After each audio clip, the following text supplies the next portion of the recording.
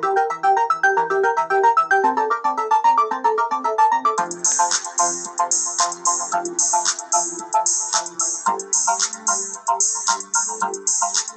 yeah, loving my new theme music. Totally rocking it from Dano Songs. Very, very exciting. Hey, happy Wednesday, everybody. I hope you're doing well. Welcome to another edition of the Motionsoft Technology Summit Digital Bootcamp.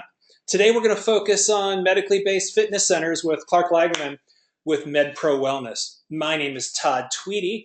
I will be your moderator for this session, and I'll be your moderator for the Motionsoft Technology Summit, which will be held in September 11th through 13th in Washington, D.C. We've got our advisory board all lined up with representatives from 24 Hour Fitness, Blink, Wellbridge, and of course our friends over at Gold's Gym. And speaking of the advisory board, our next session is going to be on Wednesday, May 17th. It's going to be our Technology Summit Advisory Board Digital Bootcamp session. Very excited. It's probably one of the most popular webinars that we do every year. I'll send out the registration link to the attendees today so you can get a jump on sign up, but we do limit the number of attendees to the event to 100. So let's keep things moving along here and just kind of do some house cleaning. Really, the really simple stuff here, just making sure everybody's familiar with asking questions using the control panel interface. Pretty straightforward, but go ahead if you would, just go to the question module inside of the interface and just type Clark for me just to make sure everybody understands how to use that interface. Hey, Clark, thank you. Robbie, how are you, buddy?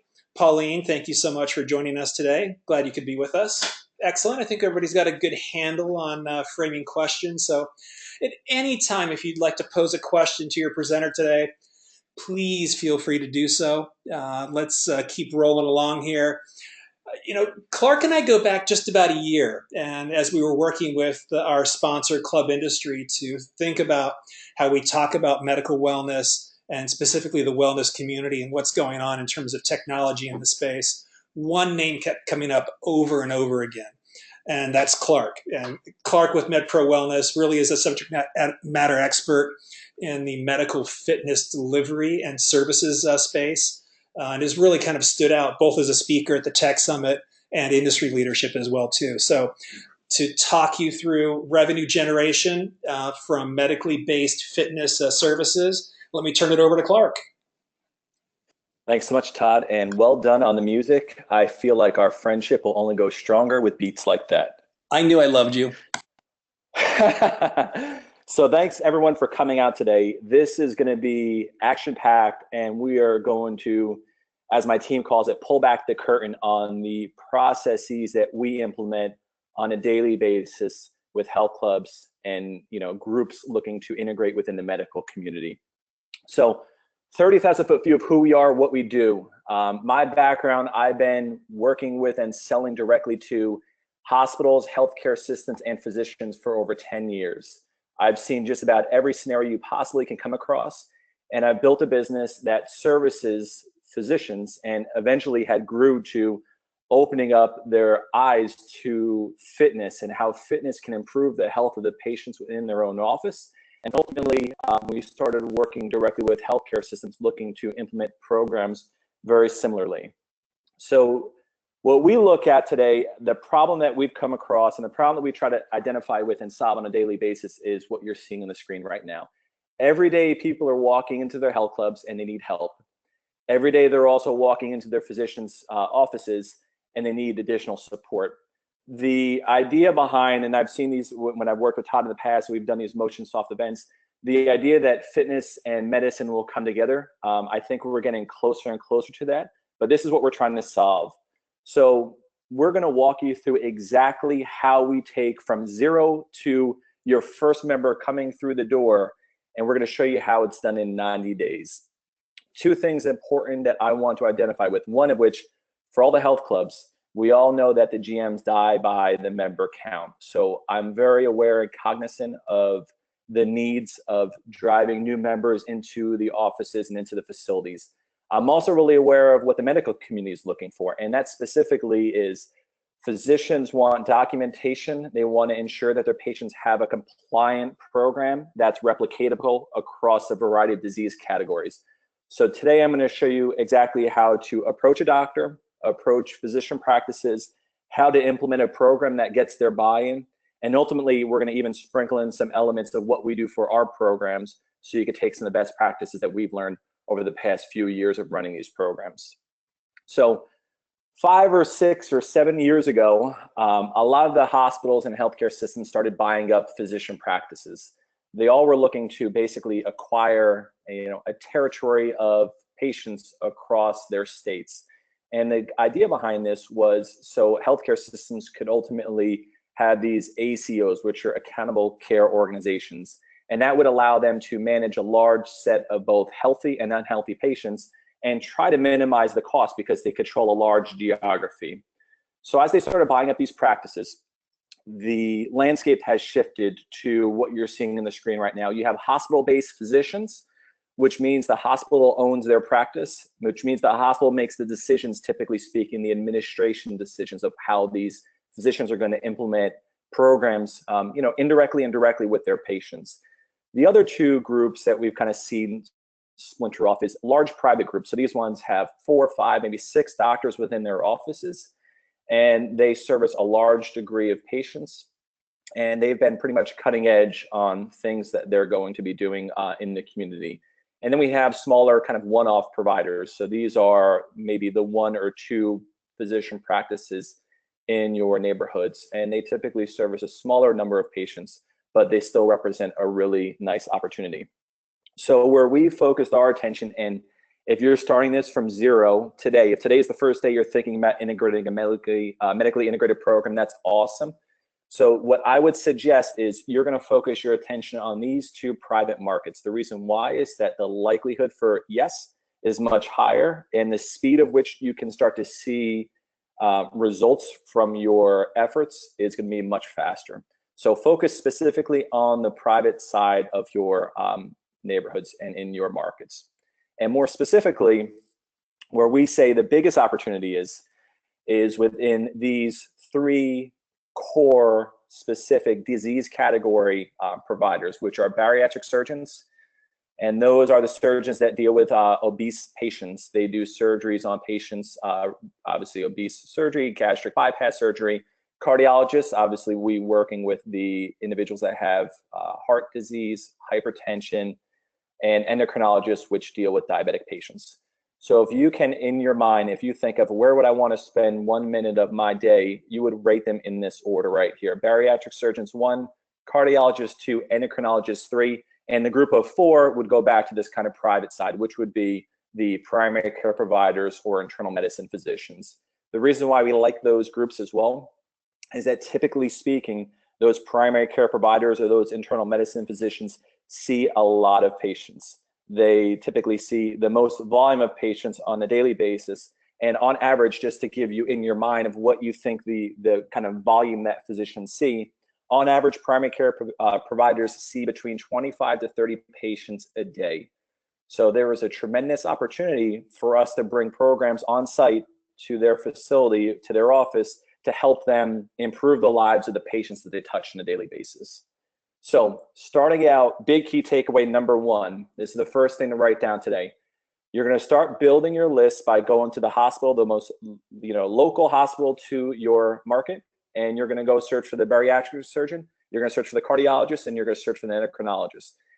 Another fallback to that is go on to Google, or more importantly, I would say ZOCDOC is a phenomenal resource for you. ZOCDOC is basically an online booking system for doctors looking to market their services to patients. So these are going to be the private small doctors, typically speaking, that are looking to grow their market within the demographics that they service. So the reason why I love that idea is between ZOCDOC, you approach a doctor that is listed on there. Those doctors are aggressively marketing themselves to create opportunity.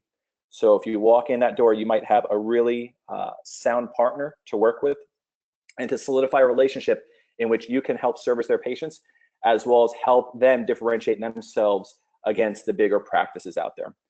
So the way that my team transitioning this now into how we're going to operationalize this. So the way that my team works this process, we use a service called Trello, Trello. This is a free service, and this is how we manage our sales leads. I know most of us on the call probably have different services we use for club-specific opportunities. I use this for our physicians. The reason why, it makes it very easy and very efficient for my team to have cross-communication, and also for us to constantly manage the flow of which these physicians are going through. So the way that we categorize our leads, and the way I would strongly recommend you doing this as well, is what you're seeing on top. So we have these high volume, high interest, low volume, high interest, high volume, etc., low volume. The reason why it's important to categorize this, probably about 13, maybe 10, 13 years ago, I was working at GlaxoSmithKline pharmaceutical company. And we would go to these doctors' offices, and our job was to remind them when they saw a patient to prescribe a certain pharmacologic therapy. So just imagine the doctor sees 25 to 30 new patients or patients a day. They have a variety of things that they're trying to work through from a clinical standpoint. How the heck do we get them to remember us when we leave their door? So what we found is that there's a frequency that's critical for you to understand when you're approaching physicians. And this is the way we've broken down this list, is exactly how you should do it at your club as well. High volume, high interest. You should expect to see them or touch them or have communication with them once a week. These are your weekly hits. The reason why is because the minute you leave that door, they're going to forget about you. So we want to make sure we build up a relationship and a process in which they constantly remember the programs that you're going to start to present to them that you're doing at your fitness center. Low volume, high interest, bi-weekly. These are going to be monthly, and these are going to be quarterly. So use that as your time frame, as your protocol of how you're going to approach and the frequency of approaching these different doctors and practices. So taking it one step further, the reason why I love this service is, as you can see, they have different follow-up items. You can plug all of this in there. So what we do is there's 3 steps to get a yes that we found, is one of which you have to get buy-in with a practice administrator. So another important note to differentiate yourself with right now. You have office managers and practice administrators. Every time you approach an office, every time you approach a physician's practice, let's lead with practice administrator. That is a much more flattering term for the offices you're going to approach. And typically speaking, when an office does have a practice administrator, they're typically larger volume. They have more doctors and more opportunity. So no one will ever get offended if you said, you know, you are a practice administrator. Can I talk to the practice administrator? They may reference themselves as an office manager, but that's an important element to take away, is call them the practice administrator. That's who you want to schedule your meeting with first. And that's our first person we're going to reach out to. Then we have the doctor, then we have our follow-up items. This is a great service you definitely should use. If you want to take it one step further, we also go into Excel documentation, where we have the routing schedule, which is what we call this. We have the schedule of which we know doctors are on site at different times of different days. So this is great if you're going to send your fitness staff, or maybe yourself as well, out into the field to maybe do drop-bys with collateral, or to have a a fitness program, a conversation with an office. This is a great tool for you to really successfully operationalize the process and to minimize the administration work. We know how busy, and I know how busy you are with, you have members walking in, there's member issues, and there's sales opportunities on a daily basis coming into your club. This is an opportunity for us to create the same opportunities within the medical community, but I want to make it as simple and as effective as humanly possible. So you've built the list of doctors. You've started to operationalize how you're going to manage this list, like the frequency. So that's a critical element. Make sure you take away that frequency aspect. The next piece that's important is, let's just talk about what you're going to hear in that office. So I would say this just about on a daily basis. When I open up a new opportunity and I'm working with a new practice, and I walk in the door for the very first time and actually have that conversation with the doctor or the practice administrator, these are the 5 most likely objections we're going to hear. So I would strongly encourage you to prepare yourself or your team to answer these questions before you walk in that door, because you will typically only get one opportunity to build a relationship with that doctor before they're going to think that you're just another one of those people walking in their office asking for them to do something for you.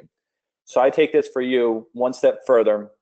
I'm sure Todd is recording this today, and Todd will share this out with you. This is how we break down one of the primary objections we hear on a regular basis. What's in it for me? And I tell you, we hear this every day. This is one of the primary items that we have to overcome.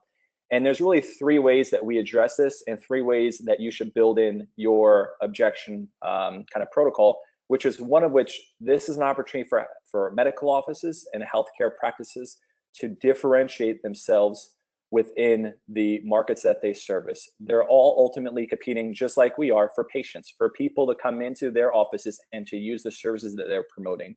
So first step is you want to highlight the opportunity for them that this is a unique service offering, and you need to be thoughtful of the ideas of restricting out different healthcare offices you're working with, and maybe different practices. So if you have an office A versus office B, and they're 2 blocks away, I mean, that would probably offend some of these practices unless they are small enough that it's kind of inconsequential. The item as well is you want to talk about reducing the administration burden. That's a huge buzzword for offices. They feel like they have a lot of follow-up to do with insurance companies. They have a hard time managing the patient flow coming into the offices in some cases. So if you can walk in there and say, we will differentiate your practice, we will also help to remove the administration burden that your office will have in treating and dealing with these patients, they're going to have their attention 100% of the time. The next piece is where we've kind of really created a unique opportunity is found a method in which with our programs, we can refer them back into the healthcare office for a billable visit. So we can help to improve the outcomes of the patients, but we also can push them back into the office for a billable visit back to the practice. This is really important with the pay for performance. So the pay for performance term, what that means is doctors now, as the trend continues, they are getting paid depending on how healthy they keep someone versus fee for service, which means how many times I saw that patient in 1 year. So you walk into your doctor's office, you give the $50 copay, that's typically fee for service. But what's happening is you're going to walk into that doctor's office, you're going to pay that one payer, pay it to your insurance company, and you're going to get treatment. And the doctor is being evaluated in how well that they keep you healthy versus how often they see you in their office. And the last piece is this process, and we've seen this, and I have documented outcomes and document proof of this. We've seen new referrals come into each of these offices with healthy, happier patients because of the programs that you can walk into your local healthcare offices and do this as well. So we talked about the no's. Let's talk about how specifically to get a yes. So there's a variety of steps you're going to have to take. The first of which I mentioned is getting the buy-in from the practice administrator, meeting with the physician or the healthcare provider to solidify that relationship, and then there's going to be that follow-up piece. So here's 5 ideas that we use to generate that yes and to keep that yes consistent. So we send staff to high-volume offices to conduct free fitness and nutrition sessions directly on site. So imagine having your personal trainer on site, and maybe during 2 hours of their busy schedule within the physician's office, they're in the waiting room and they're talking to different patients about some of the fitness challenges they've had. That will, one, be a huge value for the office because the perception of wait time for those patients will be significantly lowered because there's going to be a distraction in the office versus watching the same show that they've seen on the television every month that they go into that doctor's office. You'll have a personal trainer there or a fitness professional educating them. What we've also found that's a really creative way to engage offices is to do handheld body comp screenings. So you certainly can have the big machine at your office, but maybe there's a small handheld machine so you can have a relationship with that patient and start to solidify a process in which you can start to create an environment that you are a partner with this healthcare provider versus looking for the partner to refer you patients on a daily basis. The other items that we did and that we do on a regular basis, you probably have seen these before in the past, but they're great. They're a great kind of leave behind for doctors to use, and they're familiar for doctors. So we have the RX for exercise pads. So what's great is that doctor keeps this in their pocket. They see a patient on their regular visit, and they said, you know, Mary Smith, we've been telling you to lose weight for so long, and now I'm going to actually prescribe you a fitness program for you to go and take and to actually go and make a difference in your life. So these are great branded materials you can use within your offices to help you solidify that relationship and to help you improve the process of getting and gaining that referral. The other big piece that I think is critical that we've identified is what's called a charge or change order. So the logistics behind what a healthcare provider does on a regular basis is the following. So I'm seeing Todd, for example. Todd comes in with a knee issue. And I diagnose and I say, well, Todd, you need to go get an x-ray. I want you to see an orthopedic. I want you to see a specialist. So what they do is they give you the prescription. So go back to here, they give you this prescription and you leave the office and you know you're going to either call that provider directly or you're going to expect a call. What the office does behind the scenes is they create these charge or change orders. And what that is basically an internal kind of referral slip that they use to share with providers that are in their referral network. So I, as a doctor, saw Todd has the knee problem. I then do a charge order to, or a change order to the orthopedic that I refer to, and I document it within my electronic medical record. So for you to differentiate yourself and to get that buy-in and to get the commitment from the healthcare provider, you tell them that you have a change order or a charge order, however you want to phrase it, that it will help them document what the patient is going through and will help them keep it compliant with what they need for their electronic medical records and what they need also for different quality metrics that they're tracking within their own practice. This is a big piece for you to use and to get familiar with. And this will significantly improve your likelihood of getting that doctor to say yes, because they will recognize that you've thought through all of these challenges that they have within the office. This is a great piece. So taking it one step further, let's talk about the programs, and let's talk about a technology or technologies you should be thinking of when you engage these healthcare providers. So first piece is the programs. What we found is you want to have a variety of options that healthcare providers can remember to use for any situation that come across. So variety could mean different options that you see up here, these different 12-week programs based upon the healthcare conditions or the partners that you're working with, or it can mean variety of pricing options. So important things to think about right here is the doctor will tell you, and that was one of the objections we talked about or saw previously, they will say that they have patients that cannot afford a health club membership, or they can't afford spending $100 a month on a program. This happens on a daily basis. But the answer to that is offer a free program that regardless of a financial position that the patient is in, there's an option for that doctor to prescribe with great confidence that they will have something that their patient will have of value. So for us, what we do for our free programs, we have a couple options, one of which they get a one-on-one 15-minute health coaching session with our health coach. It could be a personal trainer, someone that could build a connection with the patient and to really understand what their needs are. And you can maybe do a PAR-Q or something like that where they leave with something of value, maybe even a segmental body composition analysis so they leave with something of value. You also can invite them out for maybe a nutrition class you want to host on site for your members and also for a variety of patient prospects. So these are great options to consider. And as you start to build that medically based program, these are options you need to have. They need to be solidified and they need to be ready to go when you walk in that physician's office, because they're going to expect that you have something for every situation they're going to come across in their practice.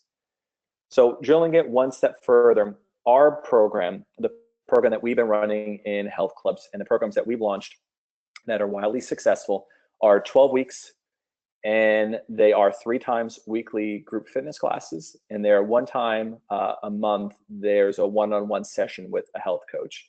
And what's great about this, if you go back to the time section over here, is these are typically the times that we are hosting these programs that are successful, that we're driving interest and getting referrals on a regular basis. They're typically the non-peak times. So you want to target that 10 to 11 o'clock range and the 4 to 5 o'clock range. Those are great times for patients within healthcare practices. You certainly can expand it as the volume increases to more prime time options, but we found that these work really successfully, and it gives you a good diverse option to pull from healthcare practices. So I mentioned before technology, and this is something that we use. This is our technology, but what is important that I think you need to consider is going back to what doctors are looking for. Doctors are looking for documentation and they're looking for repeatable outcomes. So what we use is a platform that we've built to help service that need. It's a curriculum-based kind of gym membership program. So patients come in and they have different items to work on a weekly or daily basis for that matter. And what's great about it is we then can share reports directly with healthcare practitioners so they know that Betty Sue is going through the replace all added sugars with fruit this week. So they have the opportunity to look at this protocol before patients go into it. So they're evaluating the clinical compliance aspect of it. And they're also able to put their own stamp on it. So what we've done is allowed Dr. Jones to actually create his own program that would just be a slight variation on what maybe Dr. Smith is doing. So whether you use a technology that we provide or you do something internally, the simple fact is you need to have your program documented. You need to have your process very consistent, and you need to be able to provide that documentation to a physician whenever they need it, because they will be asking for it, especially when you start to build that relationship. That's an important aspect to it. But if it's not when they build a relationship, it's as they see patients. So what we do, the programs are 12 weeks long. The physician refers the patients in there, and eventually we go back and see that healthcare practitioner to advise them of how the patient's doing.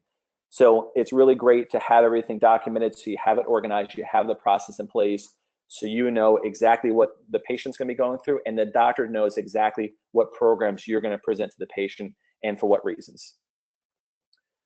So the kind of final step before we actually launch the program, so everything before this point, we talked about how you find your prospects.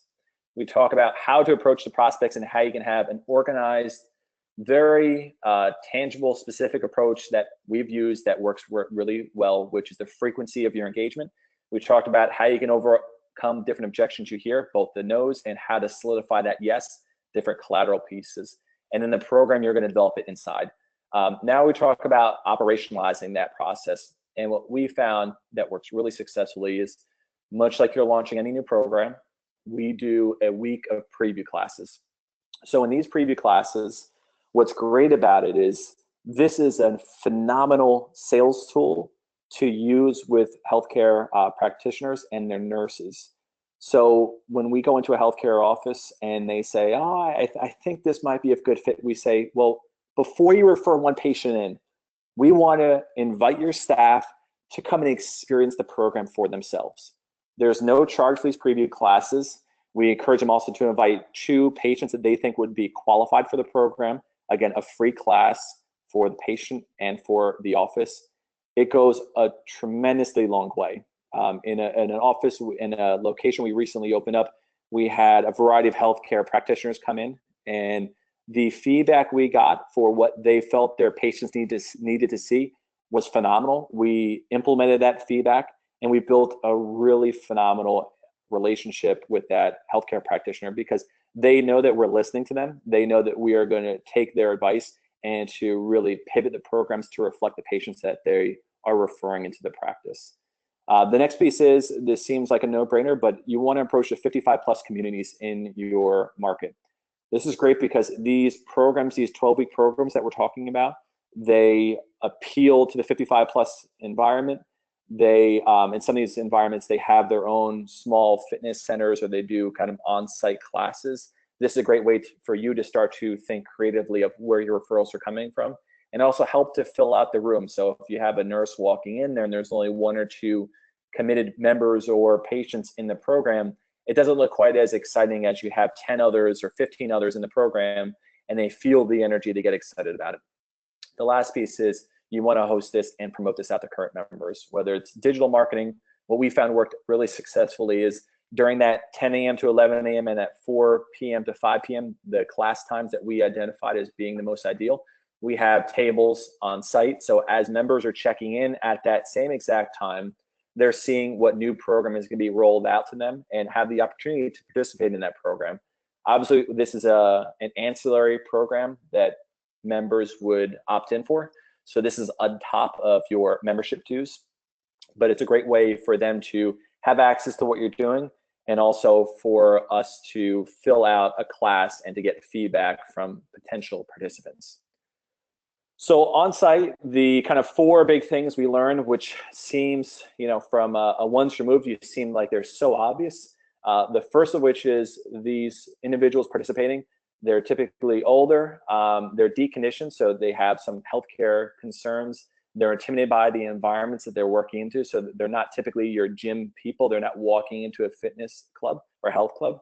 So here's the 4 things we've identified of making the program as successful as possible.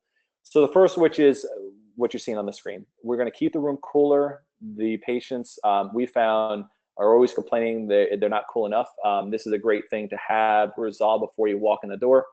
The music, fun and engaging. Michael Jackson and Prince, we found from doing hundreds of these classes, that seems to always get the crowd going. We found too, the energy with the high needs to be high. We do high fives in class, break it up differently. The people walking in there, they haven't had the success that some of your other members have had. They're not typically in the best of shape, and they're embarrassed by it. So keep the energy high when they walk into our classes. We give high fives. We ask them to give high fives to other members during the class, so they start to build a relationship with the community of people that are going through the program. So this idea behind the accountability of your location, as well as the accountability of building a relationship with others within that group, will, one, help them get better results, and secondarily, will help them and motivate them to opt in again for either a gym membership or a secondary program. And the last piece is, this is critical, we want to have consistent education.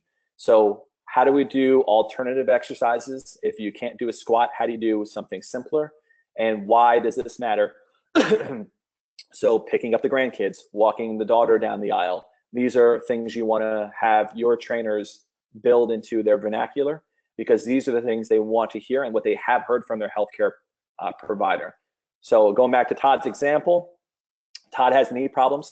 The doctor probably says to Todd, if you want to watch your kids grow up and be healthy and play baseball with your kids, you're going to have to get your knee worked on. So same concept with the patients that have had heart disease, diabetes, or obese. They've heard this before, so if you reinforce it on site with the trainers, it's going to help again to solidify the idea behind a medically based fitness center. So this is not just a fitness center or a fitness center program. This is medically based fitness program. So this is taking what the doctor is telling you, taking what they're hearing from the doctor, and you're going to transcribe that right directly into your class. So this is a high-line view of the process in action. So what we've done, and this is how you would kind of take your, basically your patients, your members, as well as the prescribers, the physicians, and how the process actually looks. So first thing we talked about operationally, you're going to identify your practices. Once you get them going, once you get the buy-in in, you're going to start that patient comes right up here. The doctor sees the patient in the office. They identify the need. They give them that exercise pad, that prescription pad. Then we have the staff process referral. So this is the charge order, the change order. We also encourage them to send us the fax of that change order. So on a daily basis, we're getting faxes from our healthcare providers referring new patients into the program that they believe will be a good fit for us. So just imagine how great that feeling is when you go to your fax machine. And the reason why it's fax and not email is due to some of the HIPAA items. You don't want to have some of that data shared electronically. You're going to find that these practices are going to expect you have a fax machine, or you're going to have to pick up these referrals on a regular basis. So you get that referral on a regular frequency. And then you have your team. In this example, it's my team. But your team would then follow up with that patient, get them to come in for either a free class or free preview class. Maybe the class is already operationally. Get them to come in for the program, get them to do a 15-minute assessment with one of your trainers, either leave them with that PAR-Q or leave them with that body comp, but something to build a relationship. You're going to spend the time, you're going to solidify the relationship with that individual. We're not going to try to sell them, we're just going to answer the questions, get them feeling comfortable. And if you have that from free to paid program, you're going to have an option for every one of the referrals coming in there. So you're going to enroll them in one of your programs and get them excited. Regardless of what they choose, if they just do the free program, if they just come one time for that body comp analysis, you're going to want to track those results and make sure you go back into your physician offices that weekly, bi-weekly, monthly, or quarterly basis. Certainly the frequency could be adjusted based upon what you're hearing and what you need to talk to the doctor about. But you're going to go back in and see that physician and give them that charge order. You're going to basically do the same sort of form so they can take it, they can scan it, they can put in the patient's record, and they will have that continuation of care with the referral source that they respect and that they trust, and the process will just continue on again. So this model has been widely successful, and I'm just going to show you one small case study of what we did to bring this program into a wellness center and a health club. And this was 70 total members that we marketed and sold to, 58 of which participated throughout the entire 12 weeks. They had great results. We talk about the body fat improvements, the lost pounds, which is just phenomenal. We also had blood pressure reductions, and we had patients even getting off of some of their medications. So just imagine walking into a healthcare provider and saying, you know what, Betty Sue, you referred her into our practice. We had her lose so much weight that you're identifying that this patient needs to get off one of their blood pressure medicines because they're that much healthier. That will be a referral source that you will have for, you know, your lifetime. And also, I think what we've talked about before is GMs die and live and breathe and live and die by the member count. And we also talk about revenue, because this is important. This is an opportunity for you to drive an additional ancillary revenue into your health club.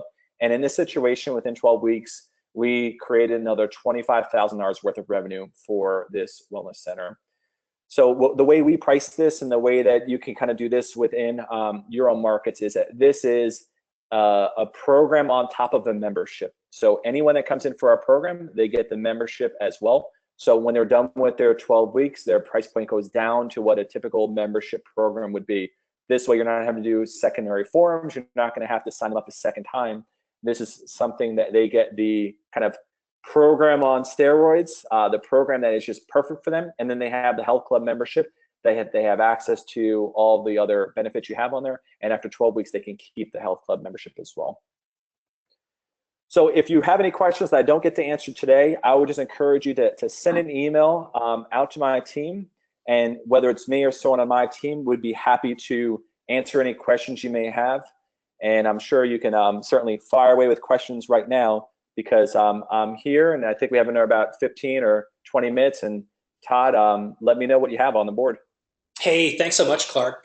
Man, you covered a lot of ground, and from list building questions to be ready to answer, to minimize any rejections, to kind of going into some training frameworks, to even talking about working with doctors directly and supporting the programs that they're prescribing. I'm curious. So let me start with list building first. And attendees, again, this is your chance to pose questions to Clark. Please use the question interface inside of the control panel. What about the insurance list providers, or the insurance lists of providers that are within a network? Does it make sense to tap into those lists to do outreach efforts to doctors? Yeah, certainly if you have access to it, that's another great resource. What we found is that for when we're segmenting our audience, and the best way we found for quickest conversion was the hospital sites, and then ZOCDOC, just based upon these are doctors that are saying that they want to be marketed. When you consider the provider, the payer networks, you're going to have an exhaustive. I mean, that will be ultimately all of your providers in that area. So certainly there's no downside to doing that, other than the other resources can help you carve out from a geography standpoint and help you understand specifically where those patients might be and how close they are to your health club. Cool. Let me shift, and I kind of want to talk about what services kind of naturally transition within a gym or fitness club and transition to support medically based fitness services. Geez, I mean, the list is, I would say it's almost endless. Certainly all the PT work that's being done on site, that is a great transition to identify patients who can no longer afford that one-on-one service. This could be a group-based program. That could be a secondary option for those patients. We have in some of the health clubs we work with, they're doing already nutrition counseling. So we're building those programs directly into this. So it's a single program for patients. They get nutrition and fitness in a group-based setting. So that's another great way for the health club to be more efficient on the services that they're providing to their members. I think it's also it's really the key is when the prospective member walks in that first time and meets with one of your salespeople, it's what is the process? And what we found in most health clubs, it's the process is we're going to sell them the membership, which is great. And then right away, we're going to send them over to PT to hopefully sell them a personal training package. I mean, certainly that's where the largest margins are, and that's phenomenal from a business standpoint. But from a member process, and also in particular for a physician member process, that just isn't the best route to take. So what we found and what we're trying to position and pivot some of the practices and groups that we're working with right now is that the process happens where they meet with the salesperson, and the salesperson sells them generally on the membership, and then they go and meet with a health coach, and the health coach then can prescribe them with either that nutrition program, the fitness PT program, or the medically based program that we're talking about today. And Kara kind of picked up on my question here and kind of asked, are there specific certifications you require for trainers to be involved in medical fitness?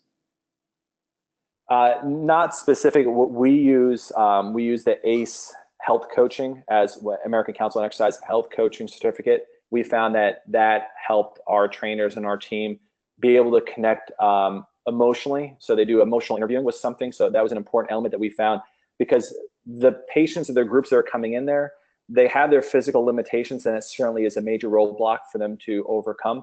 But underneath it, really, it's the emotional and mental challenges that come across, which is why they've been so severely overweight, which is why they have to go and get bariatric surgery, which is why they've had the heart attack, even though their doctor told them to stop eating red meat 6 years ago. There's something much deeper there.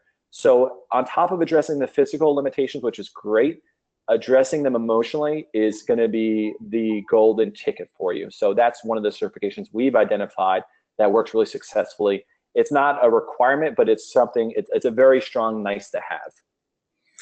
You know, and for me, it sounds like the cost per entry is almost zero for a club owner or operator. Yeah, that's correct. It's just a little bit of kind of shootar. it's walking around and building a relationship and talking the right language with basically patients and members who are already part of that healthcare practice that you just haven't made the connection with yet. So yeah, there's really no cost of entry. What about the value of dietitians or nutritionists? How does that play into the overall service offering?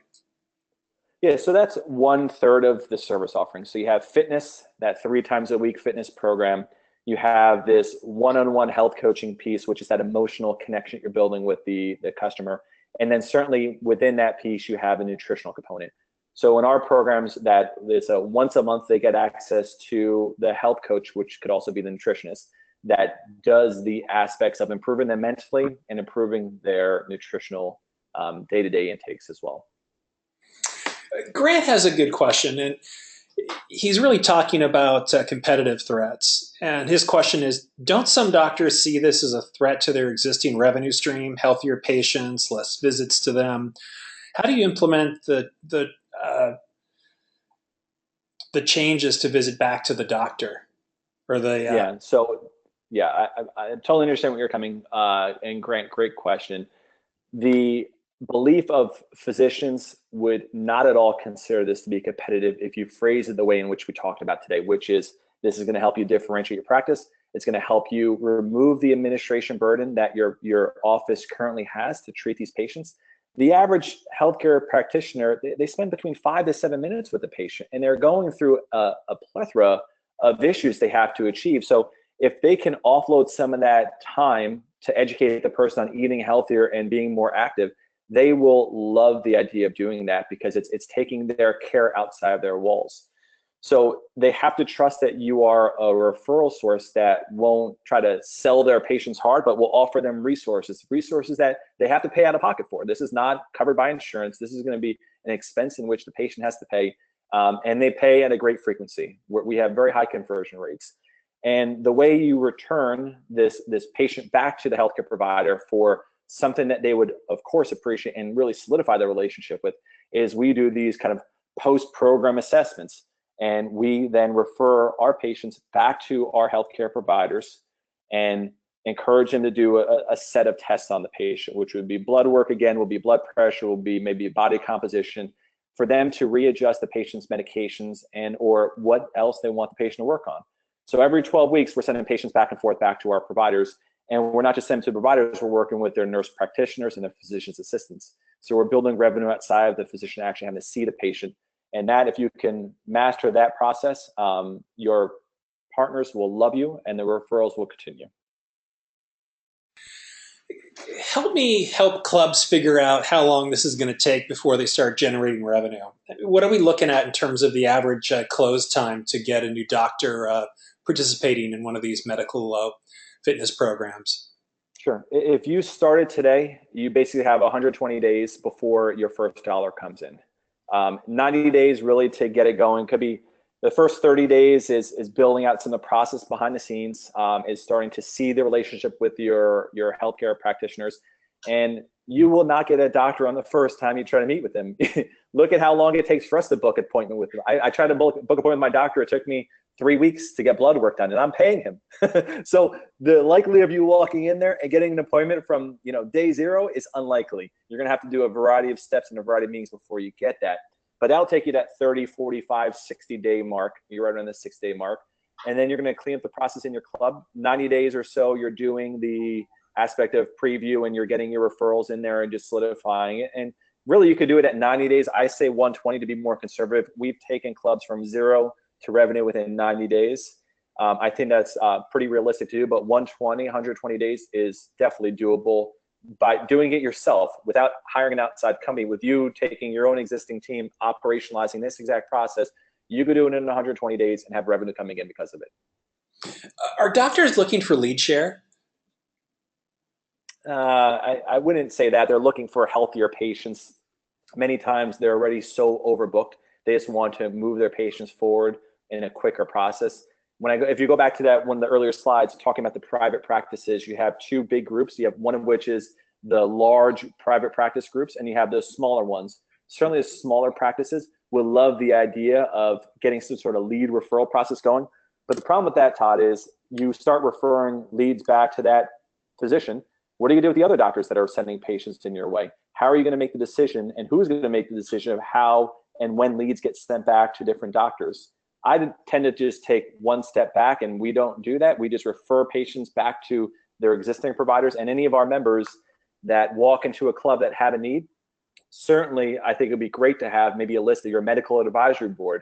You have a list of a few doctors, different specialties that help your club, direct care to the medical community, and that also could be great referral sources, and some of which you can refer back to those patients, to those doctors. Awesome. Attendees, again, this is your chance to pose questions to Clark, to talk about the process of setting up a medically based fitness service for your facility. I'm curious, Clark, while we get our last questions coming in, how much time should we take on list building? Is it relatively easy just to go into ZOCDOC and pull down a list of providers? Give me some guidance on how much time I should spend doing the list building process. It's a quick process, Todd. You can have someone at the front desk in between checking in members. You can do that and have them start to take that process and start to create an Excel spreadsheet or put them into that Trello program identified. The bigger time drain that you're going to have as a health club and as these operators, everyone's on the call, how they're going to do this is going to be actually getting in front of the doctors to identify if they're a high volume, high interest level, or they're a low volume, low interest level. The only way you come across that is by having that face-to-face meeting either with the practice administrator or the healthcare provider, and that's going to take you, that 30 days, maybe even longer, depending on the size of the practice. Excellent. Well, God, we've covered so much ground here today. I'm curious if, as you think about this model and how to apply it to a club, what are the three, kind of stickies that always kind of get clubs hung up as they try to move into this space? Yeah. One would be, don't overcomplicate it. We spent 45 minutes going through a process that works. So follow what you saw here today because it will work really successfully for you. Second thing to remember is consistency is key. You have to follow up with these doctors on a regular basis, so that weekly, biweekly, monthly, and quarterly, you have to do that because that's the only way these doctors will remember you when they have the patient in mind. And the next thing is the follow-up piece. And after the participant goes through the program or becomes a member, whatever it is, if it happens one time, you have to go back and see that doctor and let them know through a charge order. Go back in and say, here's what your patient's doing. And we're very appreciative of you giving us the opportunity to help improve the lives of these patients and work with you and help your patient get healthier. You do those three things, you're going to have a program that's very successful. Finally, I'm curious, how do clubs work with MedPro Wellness? Sure. Just you can send us a message, and what we do is we do a few different ways. We can come in and consult and help your team operationalize this process, help you build out your list, and help you create sales collateral and messaging to help really appeal to these practitioners. Or we can come on site and run the whole program. So we have some clubs that have us, and our team is on site doing the fitness program, doing nutrition counseling, and we then partner with our providers and build a truly medically integrated program right inside your club. Awesome. Clark, thank you so much. This has been, as always, eye-opening. And just a reminder to our attendees, um, thanks to our sponsor, Club Industry, and the Club Industry Show, which will be October 4th through the 17th at the Hilton Chicago. So make sure to get ready and check out clubindustryshow.com. And finally, the Motionsoft Technology Summit, September 11th through 13th in Washington, D.C. I will send each of the attendees a special link to get a discount of $200 off the full summit pass, which is only $449. So it's a heck of a deal for 2.5 days of networking, cocktail receptions, keynotes, and panels. So if you get a chance, go check out the MotionsoftTechnologySummit.com website. We will see you again on May 17th with the Technology Summit Advisory Board webinar. Have a great day. And again, Clark, thank you so much. Thank you, Todd.